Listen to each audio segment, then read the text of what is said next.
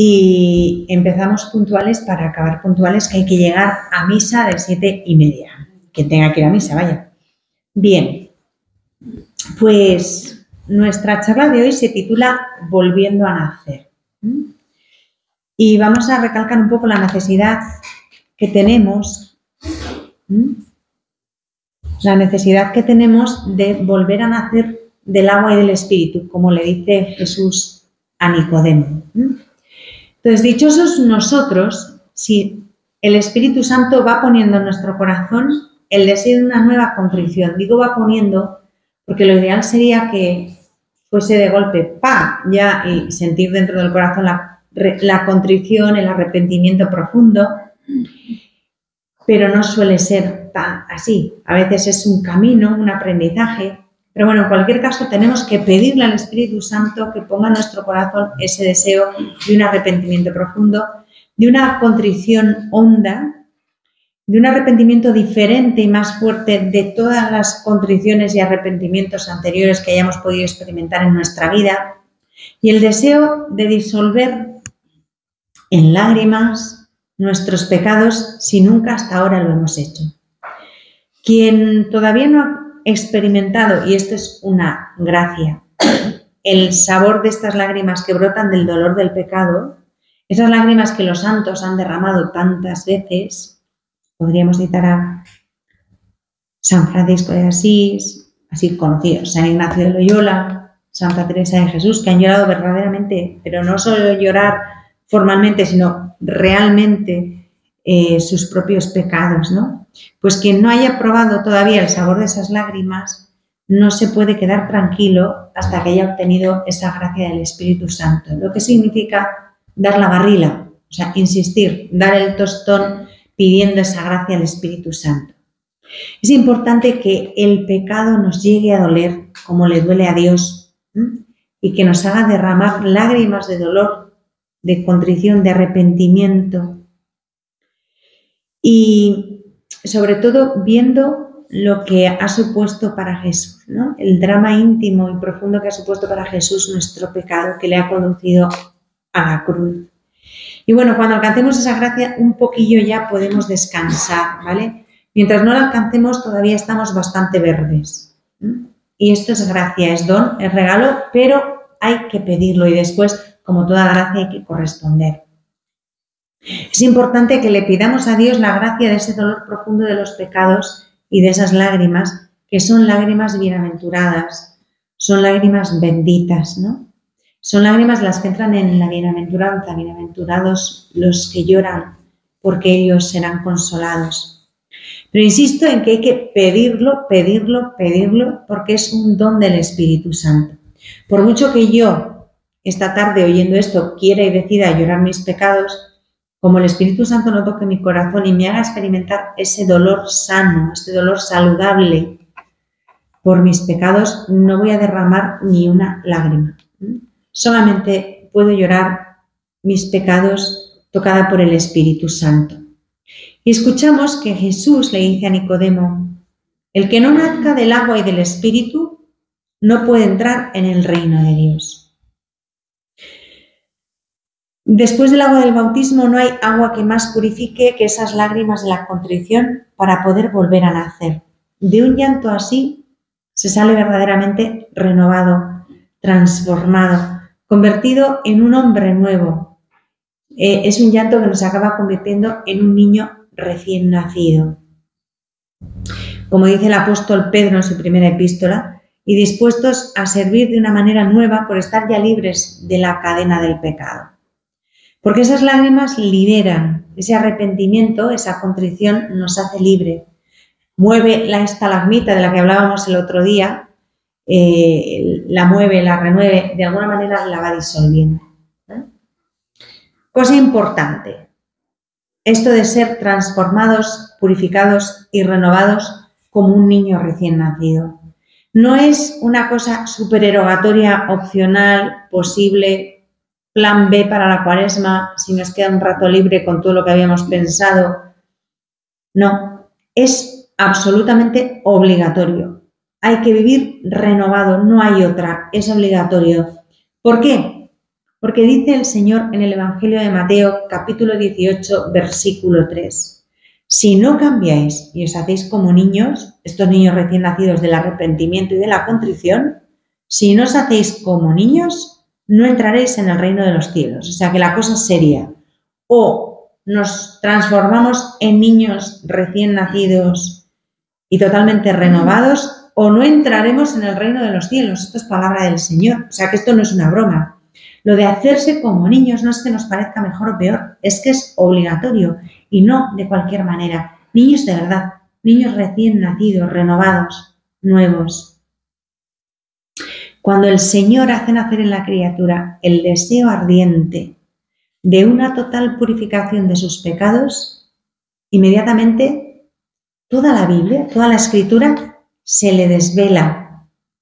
Cae el velo que la cubre y la empieza a ver llena de luz, de resplandor, de un significado nuevo, porque la palabra de Dios en gran parte está escrita precisamente para eso, para ayudar al hombre a tomar conciencia de su pecado y empujarlo a la purificación, empujarlo a la liberación. Entonces, es importante que si no lo hacéis, pues lo empecéis a hacer y si lo hacéis, lo afiancéis más aún. Es muy importante que oremos con la Biblia, que oremos con la palabra de Dios, con los salmos que nos enseñan a invocar la purificación del pecado. Por ejemplo, el Salmo 50, ese salmo preciosísimo, que es como un pozo sin fondo, que es inagotable. Bueno, toda la palabra de Dios lo es, pero el Salmo 50, cada vez que lo lees, le encuentras un sentido nuevo, un sabor nuevo. Es el salmo de la penitencia por antonomasia, ¿no? En el que pedimos misericordia a Dios. En el miserere estamos continuamente pidiéndole a Dios que nos purifique. Lava del todo mi pecado, limpia mi delito. Oh Dios, crea en mí un corazón puro, renuévame por dentro con espíritu firme. En el miserere continuamente, casi a cada versículo, estamos pidiendo esa purificación. Por un lado le pedimos que sea misericordioso, porque así empieza el Salmo, misericordia, Dios mío, por tu bondad. Por tu inmensa compasión borra mi culpa. Ese es el comienzo del Salmo. Pero también es verdad que al mismo tiempo le estamos pidiendo que nos limpie, que nos lave, que nos purifique. Rocíame con el hisopo, quedaré limpio. Lávame, quedaré más blanco que la nieve. Oh Dios, crea en mí un corazón puro. Mi sacrificio es un espíritu quebrantado y humillado. Y por otro lado le estamos diciendo en ese salmo que es que no tiene desperdicio. El Salmo 50 merece una charla solo para él, ¿no? E incluso tenemos también un librito sobre el Salmo 50 que hoy no hemos traído, porque es tan precioso. Devuélveme la alegría de tu salvación. Con el pecado perdemos el gozo de estar salvados, ¿no? Perdemos la alegría verdadera, que es la de la salvación, y se la pedimos. Pedimos misericordia, pedimos ser limpios, pedimos ser sanados. Devuélveme la alegría de tu salvación. Afiánzame. Haz que me aferre a ti con espíritu generoso. Bien, yo recomiendo que Biblia en mano, Salmo 50 y empleemos horas, tiempo, el que podáis en orar con toda la Biblia, pero de manera especial en esta Cuaresma con el Salmo 50. Los profetas también. Ahí tenemos a Ezequiel que nos dice, por ejemplo, que todo lo de los profetas es precioso, pero en concreto Ezequiel dice: rociaré con agua pura y quedaréis purificados, y os daré un corazón nuevo, y os infundiré un espíritu nuevo. Arrancaré, porque lo tiene que arrancar, de vuestra carne el corazón de piedra, la estalagmita del otro día, el peñasco que tenemos ahí dentro, está de tal manera arraigado que como no tiene fuerte y lo arranque, no se quita tan fácil, ¿no? Arrancaré de vuestra carne el corazón de piedra y os daré un corazón de carne. Aquí hago un paréntesis. Hoy he publicado un vídeo sobre que la Cuaresma, alguna persona me ha dicho que le ha hecho mucha gracia, bueno, al margen de que el ejemplo haga gracia, que la Cuaresma es un tiempo de exfoliación, ¿vale? De quitar todo lo que tenemos ahí pegado que no de rascar bien para que nos caiga. Pero el problema es que la estalagmita no es cuestión de exfoliación. La estalagmita no sale con un exfoliante. La estalagmita hay que meter un taladro de estos que tienen los que hacen agujeros en la acera, pero y que nos la taladre de raíz. Lo que dice Ezequiel, arrancaré de vuestra carne el corazón de piedra y os daré un corazón de carne. Esa gracia la tenemos que pedir porque por nosotros mismos no somos capaces de remover nuestra estalagmita interior. Y yendo al Nuevo Testamento, os doy otro ejemplito, pero con toda la Biblia podemos orar porque en toda la Biblia se nos está llamando continuamente a la conversión. Pues un ejemplo de San Pablo en Efesios 5, cuando dice, Cristo amó a la Iglesia y se entregó a sí mismo por ella para santificarla, purificándola mediante el baño del agua en virtud de la palabra y presentársela resplandeciente a sí mismo sin que tenga mancha, ni arruga, ni cosa parecida, sino que sea santa e inmaculada. Efesios 5.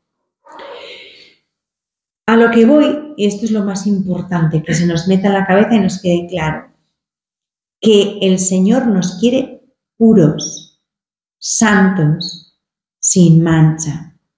Lo mismo que Jesús ha hecho con la Iglesia en su conjunto, esto que acabo de leer en la carta a los Efesios, lo ha hecho también para cada uno de sus hijos, para cada uno de los bautizados. Lo que quiere para la Iglesia como cuerpo, que sea santa e inmaculada, lo quiere también para cada uno de los miembros de la Iglesia en particular. Y de forma muy especial lo desea de las criaturas que le estamos consagradas a Él por vocación de especial consagración. Pero aquí nadie está excluido.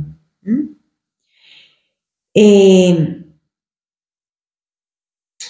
jueves, después de ceniza, o sea, el jueves, el día siguiente del miércoles de ceniza, la liturgia de las horas, no sé si los que estáis aquí recéis la liturgia de las horas, sé que algunos sí, el resto no sé, pero bueno, pone unas palabras, nos pone unas palabras por medio de San León Magno, que quizá hayan pasado un poco desapercibidas, pero que son hermosas, ¿no? Y dice, cuando se avecinan estos días consagrados más especialmente a los misterios de la redención de la humanidad, el triduo pascual, estos días que preceden a la fiesta pascual, se nos exige con más urgencia una preparación y una purificación del espíritu. Porque es propio de la festividad pascual que toda la Iglesia goce del perdón de los pecados, no solo aquellos que nacen en el sagrado bautismo, sino también aquellos que desde hace tiempo se encuentran ya en el número de los hijos adoptivos, o sea, los que ya llevamos tiempo bautizados. Pues bien, si los hombres renacen a la vida nueva principalmente por el bautismo, como a todos nos es necesario renovarnos cada día de las manchas de nuestra condición pecadora, y no hay nadie que no tenga que ser cada vez mejor en la escala de la perfección, debemos esforzarnos para que nadie se encuentre bajo el efecto de los viejos vicios el día de la Pascua. De aquí nos queda claro, según nos dice San León Magno, que todos tenemos que ir a celebrar la Pascua limpios y purificados y que tenemos que tener la preocupación de que nadie quede sin esa purificación. Tenemos que rezarnos por otros y ayudarnos unos a otros. Esto nos tiene que quedar muy claro y es muy importante. ¿Con qué problema nos topamos a la hora de la purificación? En general todos, siempre hablo en general, porque cada uno tiene su momento, sus circunstancias, su formación, su itinerario personal, ¿no? Pero el gran problema de hoy, en términos generales, es que el cristiano de hoy ya no reconoce a su enemigo. Lo ha perdido, no sabe por dónde está el peligro. No reconoce a su verdadero enemigo, al amo que lo tiene esclavizado. ¿Por qué? Porque se trata de una esclavitud dorada. Nos la han camuflado, nos la han maquillado, nos la pintan bonita para que insensiblemente nos vayamos tragando el sapo. Porque claro, si es algo muy repugnante, algo que no, pues instintivamente uno dice, no hombre, eso no. Pero como nos lo van camuflando, nos lo van suavizando, nos lo van pintando bonito, pues nos acaban por hacer ver esto tristemente es muy común, que lo blanco es negro, o por lo menos que lo blanco ya no es blanco, va siendo gris, y nos lo creemos, ¿no? Muchos de los que hablan de pecado, de todos los que hablan, yo no te quiero contar los que te dicen que el pecado no existe, que eso está pasado de moda y que es obsoleto y que qué más da, ¿no? Pues muchos de los que hablan de pecado tienen una idea totalmente inadecuada o desacertada o deformada de lo que es el pecado. Luego están los que dicen que el pecado ya no se lleva, que el perdón de los pecados, menos, porque si el pecado no existe, ¿para qué quieres un sacramento que sea para perdonar pecados? Pues no hace falta, tontería, eso ya está pasado de moda, está obsoleto, ¿no? Y por supuesto, el infierno y el demonio, eso es medieval total. Estamos aquí ya en, pues eso, en el siglo XXI ya avanzaditos, un cuarto de siglo del siglo XXI, no nos vamos a quedar con cosas del medievo. El demonio está pasado de moda y el pecado ni te cuento. Entonces, son cosas anticuadas. Esta es la gran mentira del mundo actual. Ahora las cosas son distintas. Yo cuando intento alguna vez hablar con una persona y hacerle comprender, mira, esto no es así, estás equivocado, esto no es bueno, esto se va a volver contra ti, esto te hace daño. Lo que me han contestado es, eso era antes, ahora las cosas ya no son así, no seas exagerada, te veo un poco anclada en lo antiguo, las cosas han cambiado, hay muchas cosas que han cambiado, las carreteras de España han cambiado, los vehículos con los que nos movemos han cambiado, las cartas postales y correos, no sé cómo no van a la quiebra porque cada vez se escribe menos, ahora sí, eso ha cambiado, utilizamos el correo electrónico, esas cosas sí han cambiado, pero la verdad no cambia. La verdad no cambia. Y el pecado es parte de nuestra condición humana. O sea, de lo que tenemos que no ha cambiado. Otra cosa es que nos quieran engañar y hacernos ver que ha cambiado, pero no ha cambiado. El pecado es una realidad. Y porque la neguemos, no deja de ser una realidad. El mal es una realidad. Y porque lo neguemos, no deja de ser una realidad. Eso de que el mal es depende y el bien es depende, no. El mal es el mal, el bien es el bien y yo escojo. Esto es así. No es que todo da igual o que todo depende. Ese relativismo moral es perverso. Es fruto del mal. O sea, está la verdad, está la mentira, está el bien y está el mal. Y tú decides qué haces. Pero no da igual, no es depende. O sea, el mal y el pecado, como el bien y la verdad, no es una cosa elástica que se estira, que se encoge, que se moldea. No es eso. Y el infierno también es una realidad y el demonio es otra realidad. Entonces, con negarlo, pues no arreglamos nada. Al contrario, si no empezamos por reconocer esto, difícilmente vamos a poder luchar contra ello. O sea, si no sé dónde tengo mi enemigo, ¿cómo lo voy a enfrentar? Empezaré a dar vueltas a lo tonto sin saber para dónde voy. Esto es importante tenerlo claro. Si no lo reconozco, yo no voy a luchar contra un fantasma. No. Tengo que luchar contra una realidad. Y tengo que conocer dónde está el mal para poder empezar a trabajar para combatirlo. Que tampoco esto es empresa de 10 minutos ni se arregla inmediatamente. Pero tenemos que tener las cosas claras. ¿Cuál es el problema? Que a mucha gente cobarde no le interesa reconocerlo. Mira, yo prefiero seguir como estoy, no me metas en líos, yo no estoy tan mal. Pero si estás esclavizado, si no estás bien, si no tienes paz, si no eres feliz, déjame. No me compliques más la vida que bastante agobiado estoy. Pero es que para que se te quite ese agobio existencial que tienes, tendrás que plantearte bien la vida y ordenarla conforme a la verdad. No. Y no quieren saber nada. Y tristemente hay muchísima gente que está como anestesiada, ¿no? Que tiene la conciencia como anestesiada. Y en ese caso es que ni siquiera tenemos conciencia de estar esclavizados. Entonces, ¿cómo vas a luchar por liberarte si no sabes que estás atado? Pues ni te mueves, ¿no? Y en la práctica,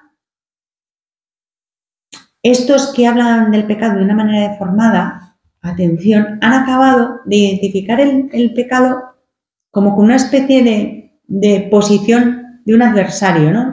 Como alguien, como si el adversario fuera, como si el pecado fuera un adversario ideológico, alguien que tiene una idea diferente o algo diferente, ¿no? Y entonces acabas diciendo pues que el pecado está arriba, abajo, a la derecha, a la izquierda, que el pecado afecta a esto o a lo otro. Y es que no es eso. El pecado es una realidad mucho más profunda con la que no debemos jugar, mucho menos se debe frivolizar de esa manera, ¿no? Las palabras de Jesús referidas al reino de Dios sirven también para el reino del pecado. Y Jesús dice, cuando os digan que el reino de Dios está aquí o allá, no los creáis, porque el reino de Dios está dentro de vosotros, ¿no? Pues cambiemos la palabra reino de Dios por pecado, que es justo lo contrario al reino de Dios, y sirve. Cuando os digan que el pecado está allí o allá, no los creáis, porque el pecado está dentro de vosotros. Esto lo podéis confrontar tranquilamente en el capítulo 17 del Evangelio de Lucas. El reino del pecado no está ni arriba ni abajo, ni a la derecha ni a la izquierda, sino dentro de nosotros también. La esclavitud del pecado está dentro de nosotros. Cuando a veces, esto es muy común, que por lo menos he encontrado muchas personas que te dicen de repente, pues yo que sé, hablando, ¿no? Es que fulanito me agobia, me quita la libertad, me quita la paz, tal cosa me angustia, me quita la libertad, me quita la libertad. Es que no me siento libre ante tal cosa. No nos engañemos, nadie ni nada me quita la libertad desde fuera de mí. El lío no está en esta persona, en esta circunstancia, en este trabajo, en este problema de salud, en esta situación económica. Nada de eso te va a quitar la libertad. La libertad la perdemos desde dentro de nosotros mismos. La libertad te la quitan desde dentro y te la quita el pecado si está dentro de ti y le vas dejando y le vas dando cada vez más cancha, ¿no? Nadie desde fuera te puede quitar tu libertad interior, pero nadie es nadie y nada es nada. Solamente desde dentro de mí mismo pierdo la libertad si yo dejo que el pecado y el mal vayan cobrando fuerza en mí, vayan ganando terreno en mi corazón, ¿no? Repito que con respecto al pecado, muchos cristianos han caído en una especie de anestesia general, ¿no? Están como narcotizados, medio dormidos, alelados, atontados, drogados, no sé qué palabra poner, ¿no? En resumen, apalominados, no se enteran de nada, están desconcertados y hoy día es evidente, por los grandes medios de comunicación y por la mentalidad del mundo, que ya no se detecta el mal. Hemos perdido la conciencia del mal que nos rodea y de alguna manera se nos ha desactivado ese radar natural que Dios puso en la conciencia natural del hombre para detectar el bien, para detectar el mal, para escoger el bien y para repeler el mal. Como que de alguna manera, al movernos de modo continuado en ese relativismo, se nos ha averiado el radar, o sea, no detectamos, ¿no? Entonces, perdemos la conciencia del mal que nos rodea, no nos damos cuenta de lo que hay alrededor, nos tragamos cosas impresionantes. Y si no detectas lo de alrededor, tampoco detectas lo que tienes dentro, ¿no? Y bueno, pues contra esto hay que estar en guardia y hay que luchar, ¿no? Tenemos que limpiar y poner a punto el radar para ver la verdad. Con esto, no quiero parecer que os estoy dando una chapa toda la tarde sobre el pecado, porque no es mi tema favorito, pero es un tema que no se puede evitar. Porque para hablar del amor de Dios y para hablar de todo lo que Él ha hecho, primero tengo que entender lo mal que estoy yo para valorar más todo el bien que me han dado, ¿no? Y no es un tema agradable, no es el más bonito, pero es un tema necesario. Y es el tema que con más frecuencia se omite, pues porque no mola mucho. Hablar de la misericordia, del amor, de lo bueno que es Dios, eso, oye, es más agradable, ¿no? Pero esta barrila del pecado, pues como que no es muy apetecible, pero es importante y muy necesaria. Mirad, se bromea, se frivoliza con la palabra pecado. Bobadas, pecadillos, tonterías. Son mentalidades retrógradas. Eso es carcuncia pura y dura. Eso es tener estrechez de miras. Eso no es del Evangelio. Y ahora yo digo, ¿quién ha dicho que no es del Evangelio? Porque yo leo el Evangelio, contemplo a nuestro Señor Jesucristo, le escucho y en ningún momento, en ninguno, niega la existencia del pecado. Al contrario, lo mira de frente y lo denuncia. Llama a las cosas por su nombre.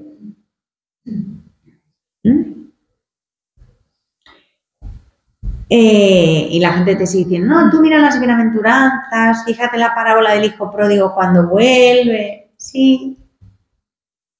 Teniendo en cuenta que en la parábola del hijo pródigo se llama del hijo pródigo, pero lo importante para nada es el hijo.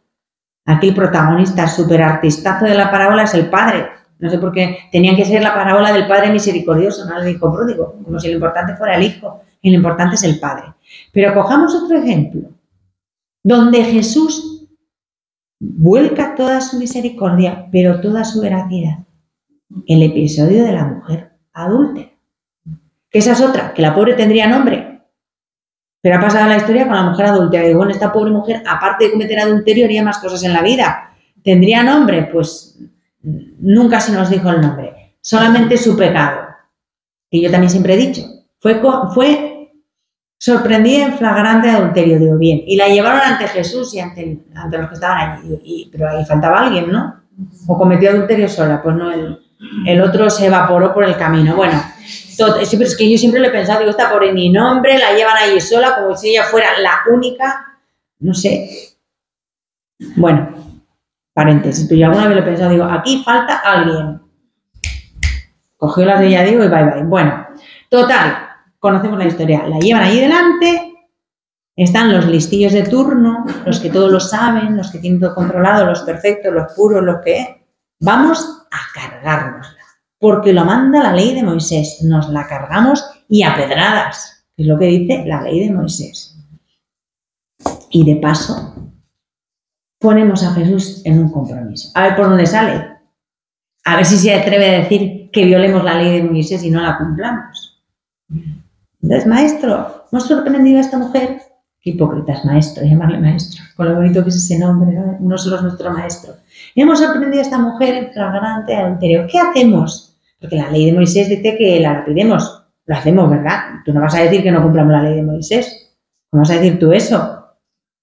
Y entonces Jesús, conocemos la historia. Sí, claro, por supuesto, vamos a cumplir la ley. Pero que tire la primera piedra el que no haya pecado nunca.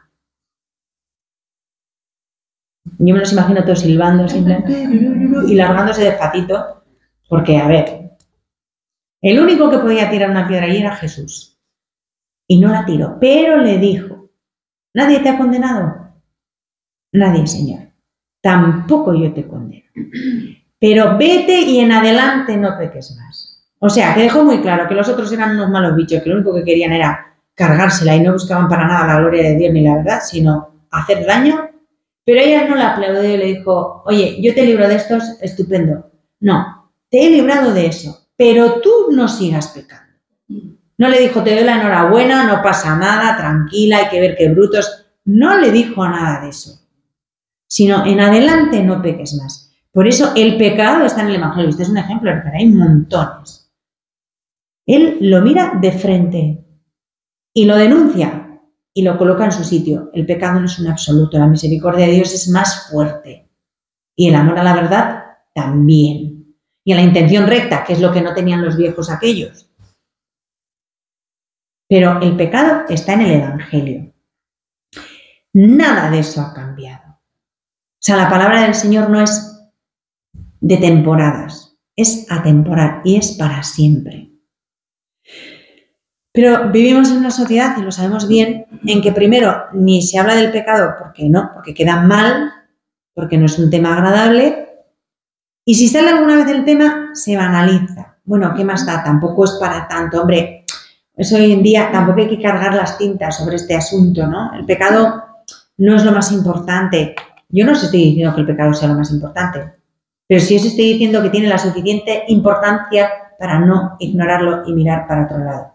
Por supuesto que el pecado no es lo más importante. Lo más importante es que hemos sido redimidos y que Jesucristo, nuestro Redentor, ya ha vencido. Y yo, desde luego, no sé vosotros, yo estoy en el bando del que ha vencido, del vencedor.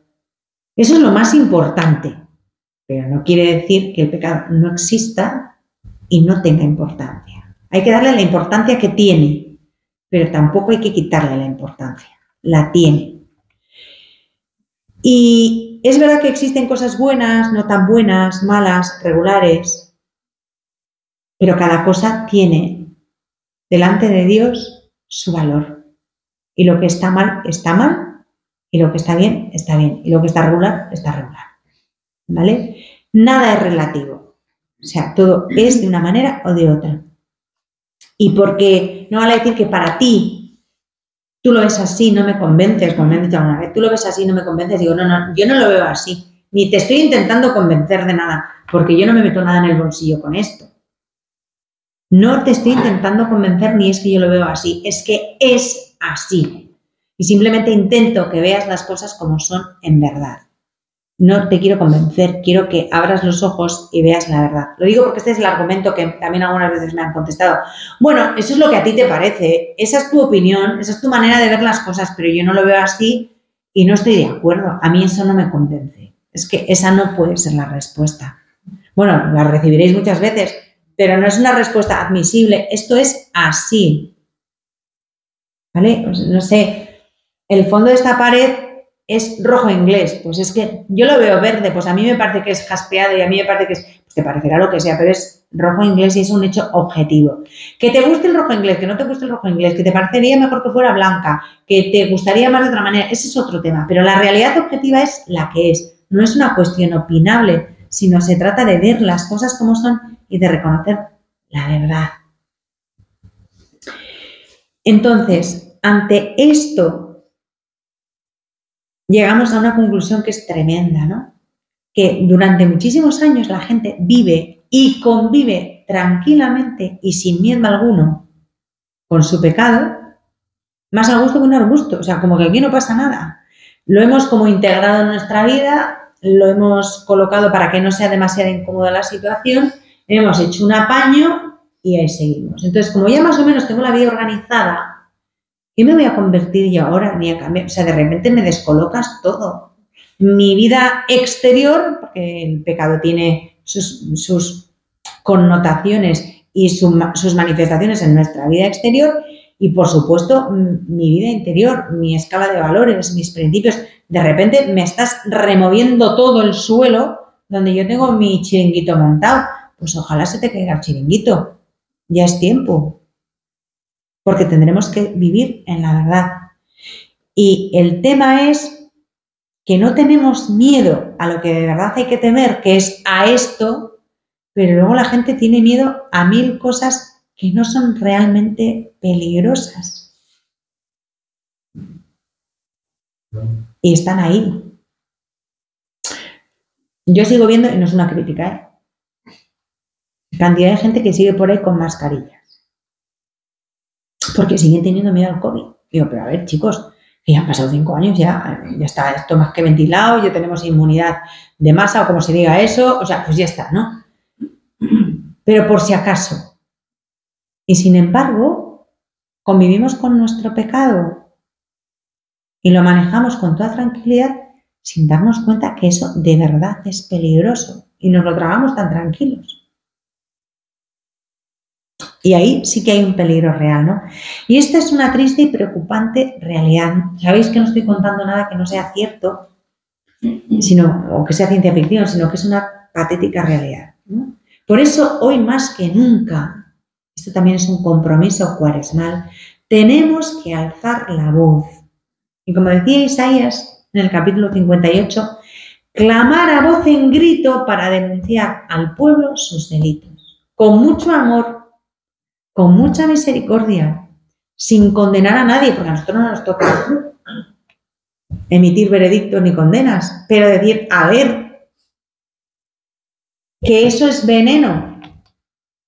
No te empeñes en manipular el veneno. No, si no lo voy a tomar. Pero si lo tienes entre manos, poco a poco, o por un descuido, te puedes acabar envenenando, ¿no? Es necesario denunciar al pueblo sus delitos. No nos podemos callar. Y el delito más grave es haber olvidado a Dios en general. Luego hay casos y casos, ¿no?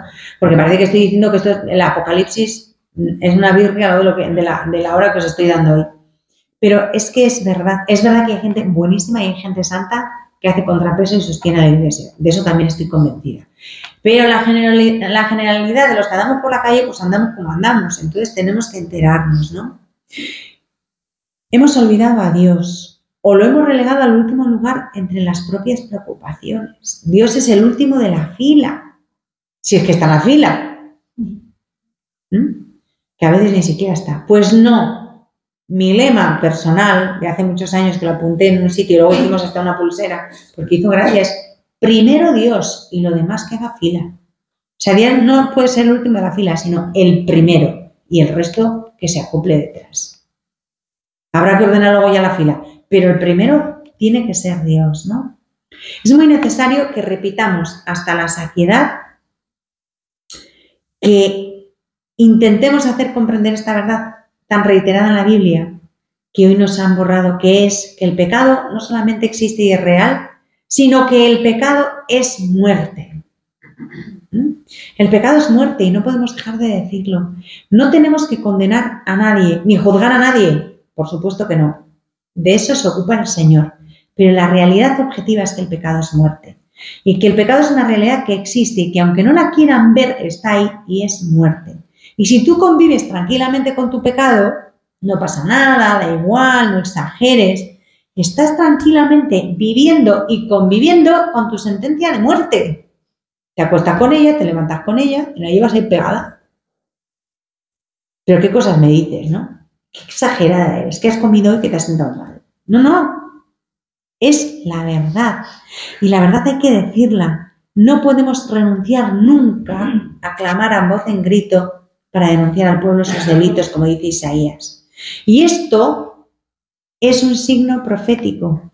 Y esto lo tenemos que decir al mundo de parte de Dios, que eso es el profeta. Si el profeta no es vaticinar el futuro, será divino, sino entregar un mensaje que hemos recibido de Dios. Decir también, como decían los profetas del Antiguo Testamento, descargaos de todos los crímenes que habéis cometido contra mí y haceos un corazón nuevo y un espíritu nuevo. ¿Por qué habéis de morir, casa de Israel? ¿Dónde seguiros hiriéndose? ¿Y dónde seguiros viendo cómo acumuláis delitos? Es lo que Dios dice. ¿Qué hago con vosotros? Que no os empeñéis en caminar hacia la muerte. ¿Por qué tenéis que morir? Dios no quiere la muerte del pecador, sino que se convierta y viva. Cuando Dios habla a los hombres de arrepentimiento y purificación de los pecados, no es porque es un fastidión y un aguafiestas y nos quiere todavía jorobados, retorcidos y machacados. Ese no es Dios. No es eso. Si Dios habla de arrepentimiento y de purificación de los pecados, es porque nos quiere felices, no infelices. Porque quiere que vivamos, no que muramos. Y por tanto, la posibilidad del arrepentimiento, la posibilidad de la purificación y de la penitencia es un don, un regalo que Dios nos ofrece. No es una carga que nos impone. Por gordas que las liemos, tenemos remedio. Esto es muy consolador. Lo peor sería decir, pues mira, la has pringado, ahí te quedas. No. ¿La has liado gorda? Sí, pero muy gorda. Sí, pero es que más gorda es la misericordia de Dios. Pero es que lo mío tiene tela. Lo de Dios tiene tela, supertela, entretela. Es que no le vas a ganar. No le vas a ganar a bueno. Pero vete a Él. Dios no es un tirano cruel que nos quiera fastidiar y retorcer. Que venga diciendo, ahora me las vais a pagar. Pobre de nosotros que hiciéramos eso. Ya lo dice el Salmo, creo que es el 129. Si llevas cuenta de los delitos, Señor, ¿quién podrá resistir? Ni el tato. O sea, que no queda en pie nadie. Los que actuamos de esa manera solemos ser nosotros. Pero Dios dice, quiero que os limpiéis, quiero que aprendáis porque quiero teneros conmigo felices y vivos de verdad para siempre. Ese es Dios. Luego, insisto, la penitencia y la purificación es un don. Por eso la Cuaresma no es gris, aunque llevemos unos días que no hace más que llover y todo es gris. No es gris, no es triste, no es negativa. La Cuaresma es un tiempo privilegiado, la Cuaresma es un regalazo, porque nos ofrece esa posibilidad. Los ornamentos litúrgicos de la Cuaresma no son morados porque sean un rollo cutre y triste, no. El morado en la liturgia no significa eso. El morado en la liturgia significa que estamos viviendo un tiempo especialmente fuerte, de introducción a algo más importante todavía. El Adviento es morado y no tiene ese tinte penitencial. El Adviento tiene un tinte de espera. Nos está preparando a una Pascua, que es la Pascua de Navidad. Y la Cuaresma nos está preparando a otra Pascua, a la gran Pascua, la Pascua definitiva, la Pascua de la resurrección de Cristo. Y la cincuentena pascual culmina, y esa es blanco, con otra gran Pascua, que es la de Pentecostés, ¿no? Son las tres Pascuas: Navidad, Resurrección y Pentecostés. Y bueno, la Cuaresma tiene ese sentido, pero el morado no tiene nada que ver con lo triste ni con lo trágico, sino con la vivencia de algo fuerte. Es un color que nos pone en alerta. No es un tiempo cualquiera, es un tiempo importante, especial, que requiere especial atención y preparación. Bueno, entonces hemos llegado al punto en que lo que parece imposible es verdad, y es que la penitencia, que siempre sonó a rayos y aburrimiento y a machaque, ahora resulta que es un regalazo, es un don. La contrición sincera, el dolor de nuestros pecados, el arrepentimiento profundo son el camino más seguro para llegar a la verdadera alegría, a la alegría perfecta. No hay otro. Y la perfecta alegría va a venir después de que ese dolor profundo y de esa purificación de mi pecado cambie en mi corazón. Ese dolor profundo de haber contristado a quien me ama tanto es lo que va ablandando el corazón. No hay otra cosa. Y por eso, poco a poco, va llegando a nosotros la perfecta alegría. Porque mirad, el pecado, vuelta a la carga con el pecado, pues sí. Pero yo ya hoy termino, luego ya otros días no hablaremos del pecado, pero hoy hay que dar el pack completo. El pecado, aunque muchos no lo quieran reconocer, es el primer responsable de la profunda infelicidad que reina en el mundo. ¿Por qué hay tanta gente infeliz? ¿Por qué hay tanta gente perdida? ¿Por qué hay tanta gente con problemas y desequilibrios emocionales? ¿Por qué hay tanta gente rota? ¿Por qué? Pues muy fácil, porque hemos expulsado a Dios de nuestras vidas. Y entonces eso supone un peaje que hay que pagar. Es que Dios, ¿por qué Dios me ha hecho eso? Dios no tiene la culpa. A Dios le han mandado a la quinta china, lejos de tu vida, y está esperando a ver si le dejas volver. Que esto no lo solemos pensar así. Le he puesto 500 barreras porque no me interesan sus rollos ni su movida. Entonces yo me encierro en mi plan, que no es el de Dios, que muchas veces es opuesto al de Dios, pero como es el mío, me aferro a él. Y entonces Dios dice, bueno, pues si no me quieres, pues yo respeto. Y me queda al margen. Y luego decimos, ¿dónde está Dios?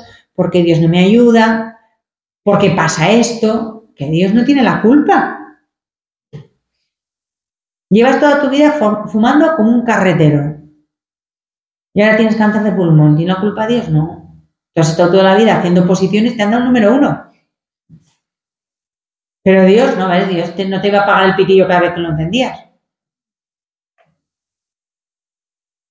Seamos realistas. Luego, lo más fácil es echarle la culpa a Dios, que como no rechista ni dice ni mu, pues se las carga todas. Ese dolor, ese mal, esa infelicidad es consecuencia de tu rechazo de Dios. Esto que viene llamándose pecado. Volvemos a lo mismo. Y que sepáis que Dios no solamente no tiene la culpa, sino que Él es la primera víctima del pecado. Y si no, no hay como mirar a Jesucristo crucificado. No echemos la culpa a Dios del mal del mundo. La culpa del mal del mundo es nuestra. Cuando elegimos el pecado y rechazamos a Dios. Y lo bueno que hay en el mundo es obra de Dios, que ha respondido así a nuestro rechazo y a nuestro pecado. Por eso insisto en que no nos podemos callar, en que hay que combatirlo, denunciarlo. No hay otra manera.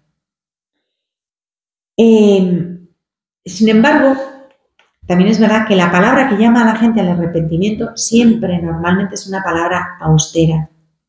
Pero para que esa llamada sea acogida, ¿qué tenemos que hacer? Para que sea acogida es necesario que quien la proclama lo haga con espíritu y poder, como hizo San Pedro el día de Pentecostés en su discurso. Y dicen los Hechos de los Apóstoles que al oírlo hablar de aquel modo, los presentes, con el corazón compungido, dijeron: ¿qué hemos de hacer, hermanos? Y Pedro les contestó: convertíos y recibiréis el don del Espíritu Santo. Y hoy, ¿quién tiene la fuerza necesaria para lanzar una llamada así? Porque claro, no tenemos a San Pedro a mano. ¿Quién? La palabra de Dios no es una contestación arbitraria que voy a dar a esta pregunta porque me la he sacado de una manga. No.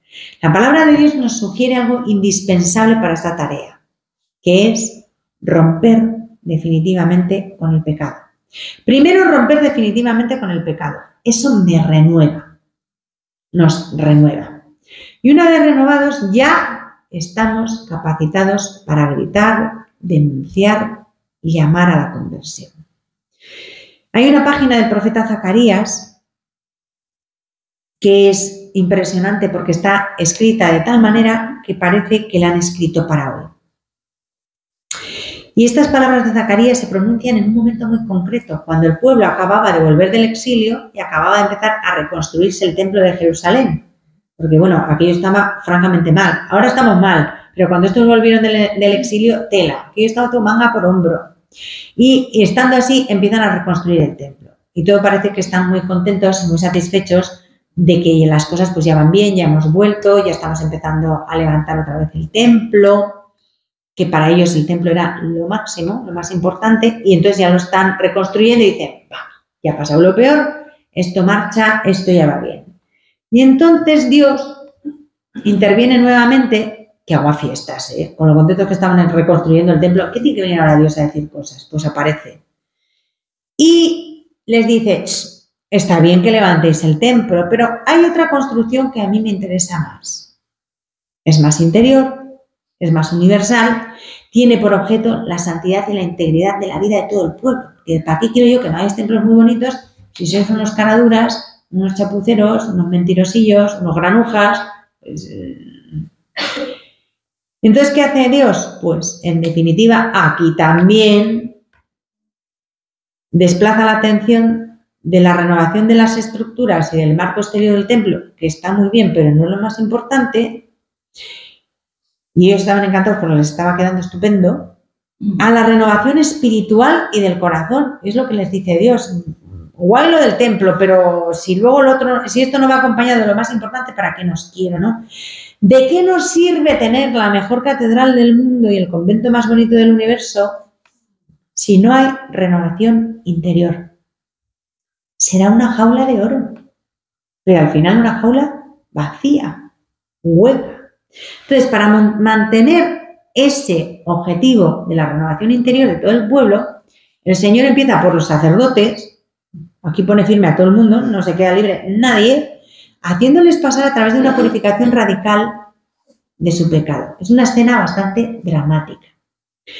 No sé si os acordáis, era el sumo sacerdote Josué, que representa a todos los sacerdotes de Israel, está delante del Señor con las vestiduras de luto del exilio. Símbolo, esas vestiduras de luto simbolizan el estado general de culpa y desobediencia a Dios. Porque el exilio no fue porque el Señor tuvo la culpa, que también se la querían echar, sino que desobedecieron a Dios, cayeron en el pecado de la idolatría y fuera, todo el mundo fuera al exilio, fuera de la tierra prometida. Ese es el pecado. El pecado me exilia de Dios, me saca del corazón de Jesús, del corazón de Dios, que es mi tierra prometida. Todo el mundo fuera. Y entonces, bueno, estos ya habían vuelto, pero el sacerdote seguía con sus vestiduras de luto y Satanás no podía faltar en este festejo, está a su derecha, a la derecha de Josué, para acusarlo. Así lo cuenta el profeta Zacarías, lo podéis leer, que dice que no me estoy inventando una película, que esto está en el profeta Zacarías. Pero Dios pronuncia sobre Josué, que está allí vestido de luto, las siguientes palabras. Dice Dios, mira, aparto de ti la culpa y te he visto de fiesta, fuera de ir de luto ni de nada de esto, te he visto de fiesta. Y añade, ponerle en la cabeza una diadema limpia. Le pusieron una diadema limpia y lo revistieron ante la presencia del ángel del Señor. Zacarías 3:5, para que busquéis la cita y vean que no me lo saco de una manga, ¿vale? Jesús se sirve de esta cita de Zacarías y toma imágenes de esta página para algo que nos cuenta después, que es la parábola del hijo pródigo. ¿Qué nos está diciendo a nosotros? Mira, aparto de ti la culpa y te he visto de fiesta, lo que hizo con el padre bueno cuando llegó el hijo cara dura. No, vestirle de fiesta, ponerle las diademas en la cabeza, las sandalias en los pies, la mejor túnica, le viste de fiesta. ¿Qué nos está diciendo Jesús a nosotros? Mira, aparto de ti la culpa y te he visto de fiesta. O sea, que nos está llamando a una reconstrucción interior de un corazón nuevo. Cuando el Señor llegue a mí, que va a llegar, poneros a tiro un poquito también, claro, como en una anunciación y me diga, alégrate, alégrate, porque aparto de ti la culpa, entonces va a ser Pascua de verdad en mi vida. Es que a mí no me viene, es que yo no me entero, pues espabila y ponte al loro. Porque si tú le dices, ven y devuélveme la alegría de tu salvación, como dice el Salmo 50, Él va a venir y lo va a hacer. Pero si dices eso, te pones a silbar, te distraes con la musaraña que pasa el Señor y no te empapas, no te enteras de nada. Tengo que hacer mía la Pascua de Cristo, ya lo decíamos el otro día. En la Cuaresma tenemos que estar súper atentos y abiertos a la acción de Dios, porque Él está deseando acercarse a mí como en una anunciación para anunciarme esto. Alégrate, mira, aparto de ti la culpa. Cuando esto suceda, y tiene que suceder en la vida de cada uno, habremos realizado entonces el santo paso, que esto es la Pascua, y podremos hacer realmente nuestras unas palabras de la liturgia pascual judía y cristiana, que nos las cuenta el especialista en Pascua Melitón de Sardes, que es un señor que no le conoce ni Perry, pero los que rezamos la liturgia de las horas nos suena un poco. El tal Melitón es del año de la polca, ya por el siglo III, IV, creo. Y escribe unas homilías sobre la Pascua que son lo más bonito que podéis encontrar sobre la Pascua. Y dice Melitón de Sardes, este es el que nos sacó de la servidumbre a la libertad, de la tristeza a la alegría, del luto a la fiesta, de las tinieblas a la luz, de la esclavitud a la redención. Por eso, gozosos, pronunciamos ante Él, no ahora, pero lo pronunciaremos en Pascua. Aleluya. Y esto es lo que tendría que deciros hoy. Yo ya termino porque hay que ir a misa, ¿vale? Pero sí quiero recomendaros una cosa.